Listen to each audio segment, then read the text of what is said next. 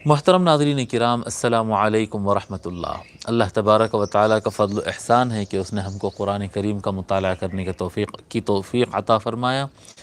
اور ہم الحمدللہ سورہ بقرہ کی آیت نمبر 153 اللہ تبارک و تعالیٰ فرماتا ہے، یا ایہا الذین آمنوا، اے ایمان والو، کتب علیکم الصیام، تم پر روزہ لکھ دیا گیا۔ کتبہ جیسا کہ ہم بتائے کہ فرض کیے جانے اور واجب کیے جانے کے لیے لفظ لکھ دیا گیا استعمال کیا جاتا ہے۔ کتبہ لکھنے کو کہتے ہیں، اس کو مجہول میں پڑھیں گے کتبہ، لکھ دیا گیا، علیکم تم پر، الصیام روزہ، کما کتب علی الذین من قبلکم، کما کتبہ جس طرح سے لکھا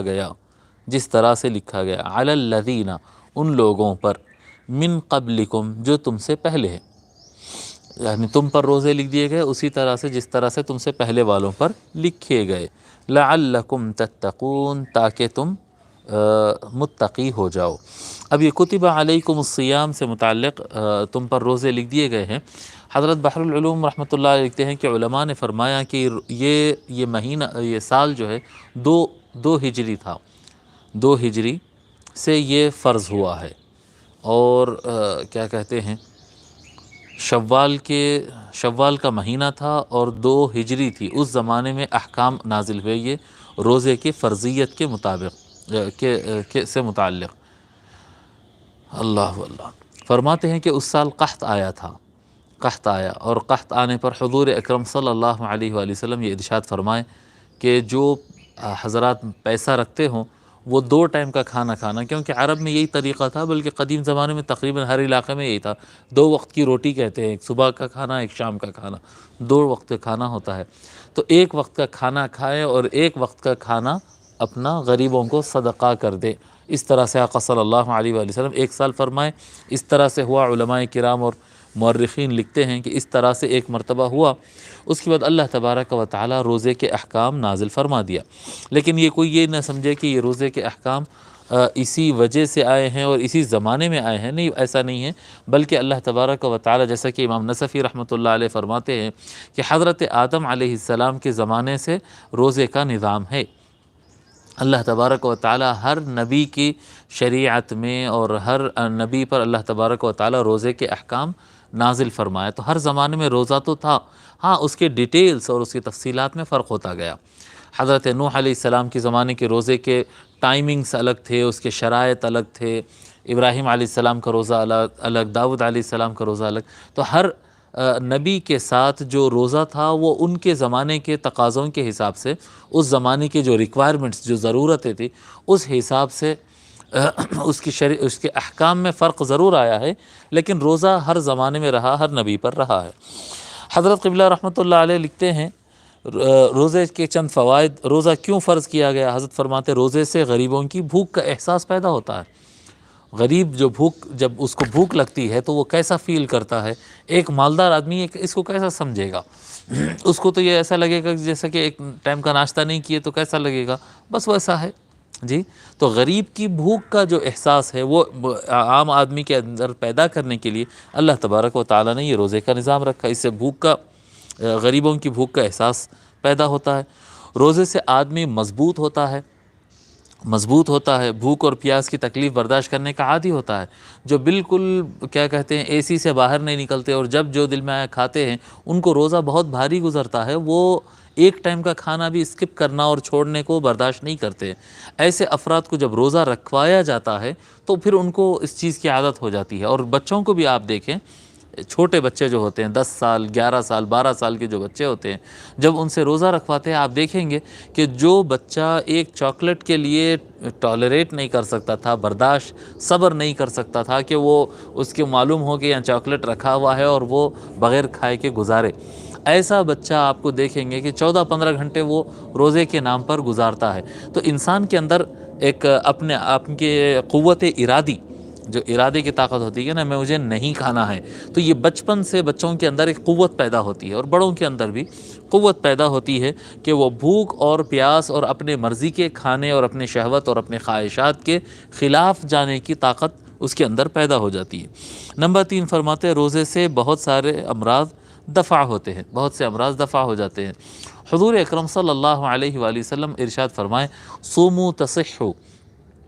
تم روزہ رکھو تم صحت مند رہو گے، تم صحت مند ہو جاؤ گے، تم صحت مند رہو گے۔ تو اس روزہ جو ہے صحت کی ایک بہت بڑی وجہ ہے۔ یہ بات جب یعنی سرکار کا فرمان ہے کہے تو اکثر لوگ کو یہ بات پر یقین نہیں ہوتی۔ ہمارے پاس یعنی عام طور پر ایک عام مسلمان جو ہوتا ہے وہ حضور صلی اللہ علیہ وآلہ وسلم پر اور اللہ تبارک و تعالیٰ پر یقین کرنے سے زیادہ جو ہے وہ اسلام کو دیگر مذاہب جیسا انہوں ہندو ہے انہوں عیسائی ہے مسلمان ہے تو ایک رواج کی طور پر اس کو لے لیتے ہیں کہ بھئی یہ رمضان کا مہینہ ہے اور اس میں ہم کو روزہ رکھنا ہے اور یہ حکم ہے اس طرح سے۔ یعنی جو یقین ہونا چاہیے وہ یقین ہوتا نہیں کہ روزہ رکھنے سے صحت مند ہو جائے۔ کچھ دن پہلے کی بات ہے، آپ حضرات بھی جانتے ہوں گے، مشہور بات ہے کہ ایک شخص کو اس بات پر نوبل پرائز دیا گیا کہ وہ اس راز کا انکشاف کیا ہے کہ جس کے ذریعے 80% حد تک کینسر سے بچنے کے امکانات پیدا ہوتے، یعنی ایک صحت مند آدمی کینسر میں مبتلا نہ ہو۔ اس کا طریقہ کار کیا ہے؟ وہ آدمی بتاتا ہے کیا کہتے ہیں ابھی میں سمجھتا ہوں 3 سال یا 4 سال پہلے اس کو نوبل پرائز ملا ہے، تھوڑا سا آپ سرچ کریں گے نیٹ پر تو اس کی تفصیلات مل جاتے ہیں۔ وہ کیا کہتے ہیں، وہ ڈاکٹر یہ کہتا ہے، ریسرچ جو ہے سائنٹسٹ یہ کہتا ہے کہ اگر کوئی انسان 14 سے 16 گھنٹے بھوکا رہے اور کچھ نہ کھائے، ایک قطرہ پانی بھی نہ پیے، مکمل بھوکا رہے 14 سے 16 گھنٹے، اور یہ کام وہ روزانہ کرتا رہے، ہر سال 25 سے 30 دن اگر یہ کام وہ کر لے تو ایسے افراد کے اندر کینسر کے جراثیم پیدا ہونے کے امکانات 80% تک کم ہو جاتے ہیں۔ ایسے لوگ کو کینسر نہیں ہوتا ہے جو 25 سے 30 دن 25 سے 30 ڈیز کے درمیان جو ہے وہ اتنا دن تک عمل کرتے رہے۔ کیا عمل کرتا رہے کہ 14 سے 16 گھنٹے جو ہے دن میں وہ بالکل کچھ کھائے نہیں، پیے نہیں، کچھ نہیں، باڈی کو خالی رکھے۔ جب وہ باڈی مکمل خالی رہتی ہے تو باڈی جو فیٹ کو گلانا ہے فیٹ کو گلاتی ہے، اس کے علاوہ جو نقصان دینے والے ہارمفل جو جراثیم باڈی کے اندر گھر کرتے رہتے ہیں، تو وہ بھوک کی جو آگ رہتی ہے، وہ جو تپش جسم کے اندر آتی ہے جب اس کو کھانا نہیں ملتا ہے تو وہ اور چیزوں کو کھانا شروع کرتی ہے، تو یہ بیڈ جراثیم کو بھی کھا جاتی ہے۔ جب جراثیم ٹکتے نہیں ہیں تو اس کے کیا کہتے ہیں کینسر میں چینج ہونے اور کینسر میں تبدیل ہو جانے کے امکانات 80% تک ریڈیوس ہو جاتے ہیں۔ ماشاء اللہ۔ اب اس کے بعد جو ہے مسلم تو مسلم ہیں، پھر اب وہ یعنی غیر مسلم حضرات بھی جو ہے اس کی پریکٹس کرنے لگ گئے ہیں۔ غیر مسلم حضرات بھی اس کی پریکٹس کرنے لگ گئے ہیں۔ میرے ایک پڑوسی ہے غیر مسلم ہیں، میرے ایک پڑوسی بنگلور میں میرے پڑوس میں رہتے، وہ ایک مرتبہ آئے تھے میرے گھر، اور وہ کیا کہتے ہیں، میں سمجھتا ہوں رمضان کے مہینے میں آئے تھے، جی ہاں رمضان کے مہینے میں آئے، اور کافی تعریف کرنے لگے کہ آپ حضرات کے پاس روزے کا سسٹم بہت اچھا ہے، سائنس ایسا کرتی ہے ایسا کرتی ہے، جو ہے میں بھی اس کو جو ہے فالو کرتا ہوں، اور مہینے میں سال میں اتنا اور مہینے میں اتنا دن جو ہے میں بھوکا رہتا ہوں، ایسا کرتا ہوں۔ پھر بعد میں وہ دوسرا رخ بھی بتائے ہیں کہ یعنی روزہ رکھنے سے جتنے فوائد، وہ روزے کو بعد میں ذکر کیے، وہ اس سائنٹسٹ کا حوالہ دے کر وہ بات کر رہے تھے اور کہہ رہے تھے کہ بڑی مفید چیز ہے صاحب، ہم تو جو ہے سائنٹیفیکلی آپ جب پروف ہوا ہے تو ہم اس کے اوپر عمل کر رہے ہیں، لیکن آپ کے پاس تو یہ مذہب کے اندر ہے، آپ کے پاس آپ کے دین میں ہے، یہ بڑی اچھی چیز ہے۔ وہ تعریف کرنے کے ساتھ ساتھ پھر کہنے لگے کہ لیکن ایک بیڈ چیز یہ ہے، خراب چیز یہ ہے کہ روزہ رکھنے کے بعد آپ حضرات کے اندر جو یعنی مسلم کمیونٹی کے اندر جو بہت زیادہ کھانا اور الگ الگ طریقے کی چیزیں کھا لینا اور یعنی جتنا صبر کرے تھے اس کو سب ستیہ ناش کر دینے کا یہ جو مزاج ہے، یہ روزے کے جو فوائد ہے اس کو ڈیمیج کر دیتا ہے۔ یہ اگر یہ چیز کو بندہ کنٹرول کر لے کہ جس طرح سے عام دنوں میں کھاتا ہے، اگر روزے کے بعد اسی طرح سے عام دنوں کی طرح اگر وہ کھا لے تو روزے کا مکمل فائدہ اس کو ہوگا۔ اس طرح سے خیر وہ کہہ رہا تھا اور میں بھی اس کی بات سے متفق ہوں، لیکن بتانے کی بات یہ ہے کہ جب سائنس یہ بات پروف کرتی ہے تو سب دنیا مان رہی ہے، لیکن 1400 سال پہلے بنا کسی مائکروسکوپ کے، بنا کسی سٹی اسکین کے اور بنا کسی MRI کے اور بنا کسی چیز کے رسول اکرم صلی اللہ علیہ وآلہ وسلم نے، جو اللہ تبارک و تعالیٰ نے ان کو علم غیب سے نوازا ہے، آقا صلی اللہ علیہ وسلم نے فرمایا صوموا تصحوا، تم روزے رکھو صحت مند ہو جاؤ گے۔ حضرت قبلہ رحمۃ اللہ علیہ ان 3 فوائد میں سے ایک تو یہ ہے کہ غریبوں کی حالت کا، ان کی بھوک کا احساس ہوتا ہے، دوسرا روزہ رکھنے والا آدمی مضبوط ہوتا ہے، ارادے کے اعتبار سے بھی، جسم کے اعتبار سے بھی، اس کو بھوک اور پیاس برداشت کرنے کی طاقت اس کے اندر پیدا ہوتی ہے۔ تیسری چیز جو ہے بہت سارے بیماریاں اس کے دفع ہوتے ہیں، یہ اختصار کے ساتھ بیان فرماتے۔ پھر آگے حضرت قبلہ رحمۃ اللہ علیہ ایک بڑا دمدار جملہ لکھتے ہیں، فرماتے ہیں روزے میں ایک قسم کی صمدیت کی شان ہے۔ صمدیت کہتے ہیں نا اللہ الصمد، یہ اللہ کی صفت ہے، صمدیت اللہ کی صفت ہے، اللہ الصمد، اللہ بے نیاز ہے، اللہ کو کسی کی ضرورت نہیں۔ تو یہ جو اللہ تبارک و تعالیٰ کی شان ہے کہ اس کو کسی کی محتاجی نہیں ہے، وہ اس کا جلوہ، اس کو تجلی، اس کا فیض، اس کے پرتو جو ہے بندے کے اندر محسوس ہوتا ہے جب وہ روزہ رکھ لیتا ہے۔ جب بندہ روزہ رکھتا ہے تو پھر بولتا ہے کہ اب کھانا بھی رہنے دو، اب پانی بھی رہنے دو، اب جو ہے نکاح بھی رہنے دو، اب یہ سارے چیزیں سے جو ہے انسان اونچا ہو جاتا ہے، اس طرف اس کا خیال بھی نہیں جاتا ہے۔ تو یہ بہت اچھی چیز ہے، روزے کے اندر جو ہے اللہ تبارک و تعالیٰ کے صفات کا فیض بھی ملتا ہے، نورانیت بھی ملتی ہے، اور بہت سارے جسمانی اور اخلاقی فوائد انسان کو حاصل ہوتے ہیں۔ ٹھیک ہے، کما کتب علی الذین من قبلکم لعلکم تتقون، اللہ تبارک و تعالیٰ روزے کا حکم دینے کے ساتھ ساتھ روزہ رکھنے کا فائدہ بھی بتا دیا، لعلکم تتقون، تاکہ تم متقی ہو۔ امام نصفی رحمۃ اللہ علیہ لکھتے ہیں لعلکم تتقون المعاصی بالصیام لأن الصیام اظلف لنفسہ واردع لها من مواقعۃ السوء، فرماتے ہیں کہ تاکہ تم متقی ہو جاؤ، کیونکہ تاکہ تم گناہوں سے بچ جاؤ، روزہ رکھو تاکہ تم گناہوں سے بچ جاؤ، کیونکہ روزہ ایک ایسی چیز ہے جو انسان کے نفس کو گناہوں سے دور کرتا ہے، یا انسان کو اس کے نفسانی خواہشات سے دور کرتا ہے، اور نفس کو جو ہے گناہ کرنے سے، ایک تو گناہ کرنے سے دور بھی کرتا ہے اور اس کو ڈراتا ہے۔ جو انسان روزہ رکھتا ہے، اب آپ دیکھیں ایک عام آدمی بھی جب روزہ رکھتا ہے تو اس کے اندر ایک تقویٰ کی کیفیت پیدا ہو جاتی ہے کہ روزے کی حالت میں تو بری چیز نہیں دیکھنا ہے، روزے کی حالت میں تو میں گالی نہیں دوں گا، میں برا بولتا تھا مگر میں روزہ ہوں۔ تو ایک روزے کی وجہ سے ایک لحاظ آتا ہے، اور کھانے کو، نفس کو جتنا کھانا چاہیے اتنا کھانا ملتا ہے، تو پھر اس کے اندر حیوانی طاقت زیادہ ہوتی ہے، جس کی وجہ سے انسان گناہ کی طرف زیادہ مائل ہوتا ہے۔ جب اس کے حیوانی شہوتیں، جو اس کے اندر جو اینیمل کی کیفیت ہوتی ہے نا، حیوانی کیفیت ہوتی ہے، وہ چیزیں کم ہوتی ہے، تو اس کے اوپر جو ہے فرشتہ صفت، انسان کے اندر حیوانیت بھی ہے، انسان کے اندر نورانیت بھی ہے، شیطانیت بھی ہے۔ اب شیطانیت کی گفتگو نہیں کرتے، جب کھانا پینے کے اوپر کنٹرول ہوتا ہے تو انسانیت کی حیوانیت جو ہے کنٹرول میں آتی ہے، اور نورانیت ابھر کے آتی ہے۔ نورانیت جو فرشتہ صفتی ہوتی ہے، وہ صفت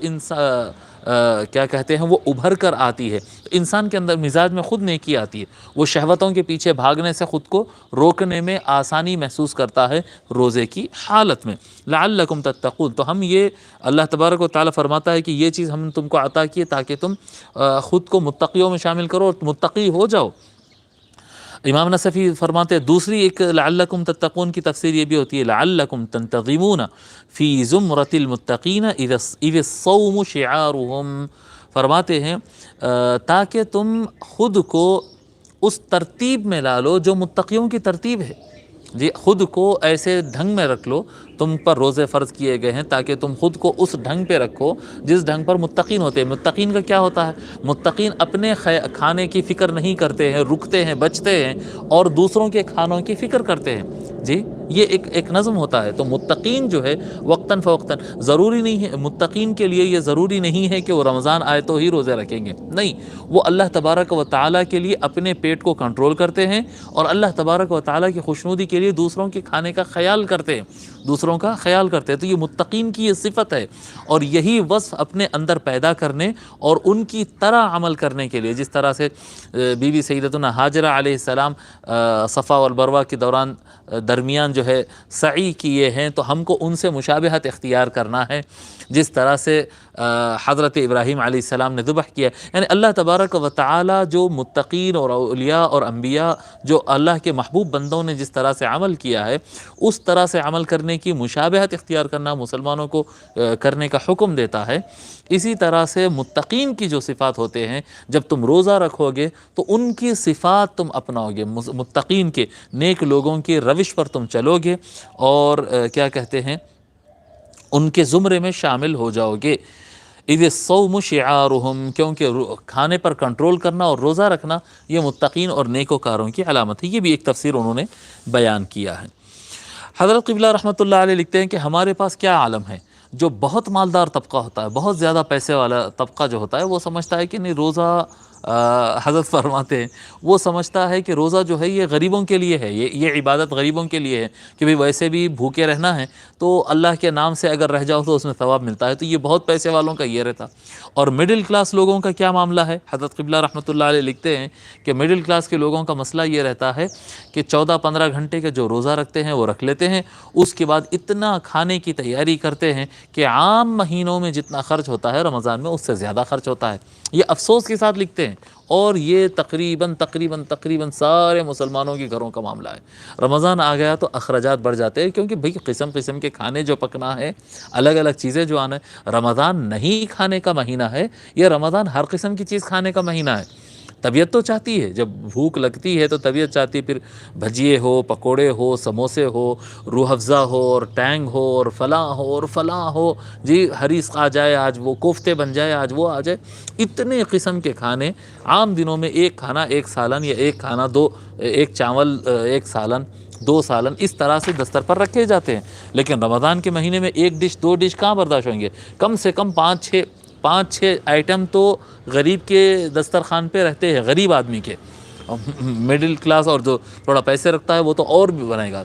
وہ تو اس سے زیادہ بنائے گا۔ تو یہ جو ہے یہ تقوی کے خلاف ہو گیا۔ روزے کا مقصود تقوی ہے۔ جس طرح سے عام دنوں میں کھانا کھاتے ہیں اسی طرح سے کھانا چاہیے،